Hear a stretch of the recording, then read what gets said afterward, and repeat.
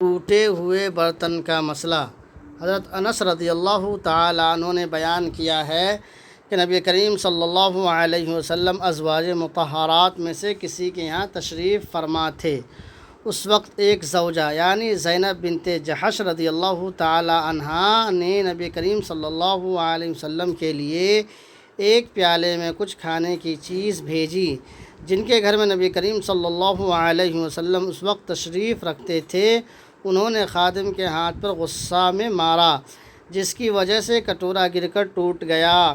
پھر نبی کریم صلی اللہ علیہ وسلم نے کٹورا لے کر ٹکڑے جمع کیے اور جو کھانا اس برتن میں تھا اسے بھی جمع کرنے لگے، اور خادم سے فرمایا کہ تمہاری ماں کو غیرت آ گئی ہے۔ اس کے بعد خادم کو روکے رکھا۔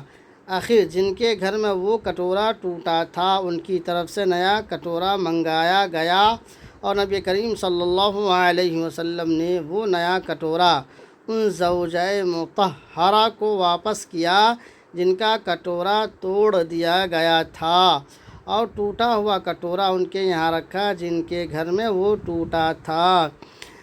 یہ بخاری شریف کتاب النکاح میں بیان کیا گیا ہے، اور حدیث نمبر ہے 2552۔ عربی عبارت بھی سماعت کر لیجئے۔ عن انس رضی اللہ عنہ قال كان النبي صلى الله تعالى عليه وسلم عند بعض نسائه فأرسلت إحدى أمهات المؤمنين بصحفة فيها طعام، فضربت التي النبي صلى الله عليه وسلم في بيتها يد الخادم، فسقطت الصحفة فانفلقت، فجمع النبي صلى الله عليه وسلم فلق الصحفة ثم جعل يجمع فيها الطعام الذي كان في الصحفة ويقول غارت أمكم، ثم حبس الخادم حتى أتي بصحفة من عند التي هو في بيتها، فدفع الصحفة الصحيحة إلى التي كسرت صحفتها، وأمسك المكسورة في بيت التي كسرت۔ رواہ البخاری۔